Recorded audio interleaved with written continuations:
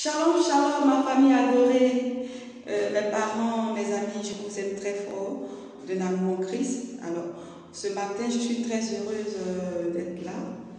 Et donc, juste vous apporter un petit message, une petite exhortation.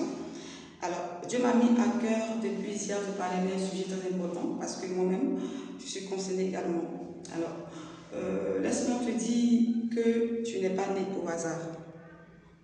Tu n'es pas né au hasard. Je répète ceci. Parce que parfois, vu la situation qu'on vit, parfois, on pense qu'on a échoué dans notre vie, on pense que c'est fini pour nous. Tu n'es pas né au hasard. Ce que Dieu t'a dit comme promesse, ça va se réaliser. Mais avant que cela se réalise, tu verras que en réalité, c'est le contraire. En réalité, tu vis le contraire. Dieu t'a dit tu vas te marier, mais tu es célibataire. Dieu t'a dit tu vas voyager, mais tu es encore là. Dieu t'a dit que tu seras une grande dame, un grand homme. Mais c'est le contraire. Sache que ce n'est pas n'importe qui. Ce que Dieu a dit, ça va s'accomplir. Quand on parle de ce thème important, quand on parcourt la Bible, vous voyez un peu dans le livre de 1 Samuel 16, verset 7, lorsque le prophète Isaïe partait pour consacrer le roi, pour l'établir en tant que roi d'Israël, et qu'il est arrivé chez Isaïe, c'est-à-dire le père de David, ses frères sont venus, lui croyait que c'était l'un d'entre eux parce qu'il avait un qui était bien bâti, qui était grand, qui était vraiment très beau.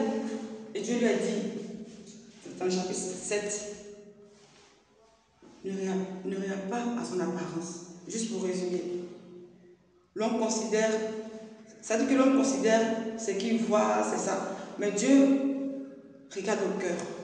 L'homme regarde à l'apparence, c'est comme ça l'homme est. Mais par contre, Dieu regarde au cœur. Donc, actuellement, tu vis une situation compliquée, mais sache que Dieu n'a pas encore dit son dernier mot dans ta vie.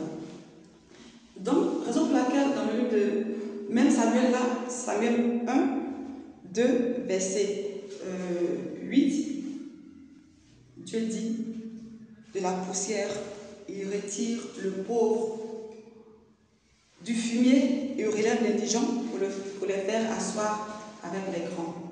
Alors, Dieu, c'est comme ça il est. Dieu, quand il veut se glorifier dans ta vie, il te prend de nulle part. Il te prend de rien pour te mettre à la table des rois. Il te prend de rien. C'est-à-dire qu'on ne te considère pas, on te voit bizarre. On te voit en chiffon.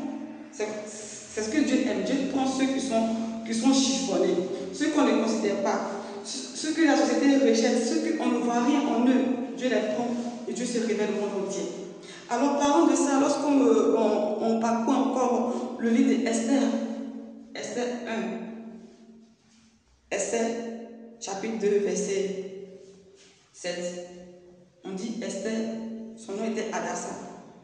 Mais elle n'avait ni père ni mère. Mais par contre, lorsque ils ont publié le décret concernant le roi pour avoir une épouse, Esther faisait partie de ses filles. Et on nous dit, dans le même chapitre, on nous dit que Esther a trouvé grâce aux yeux du roi. Le roi l'aima plus que toutes autres filles. Donc le roi aimait Esther plus que les autres filles.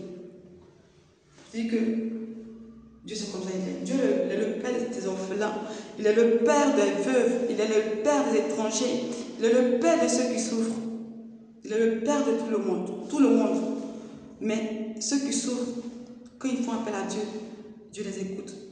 Donc laisse-moi te dire que ta vie n'est pas encore terminée. Dieu a un plan pour toi. Ce que Dieu a dit dans ta vie, tu vas l'accomplir.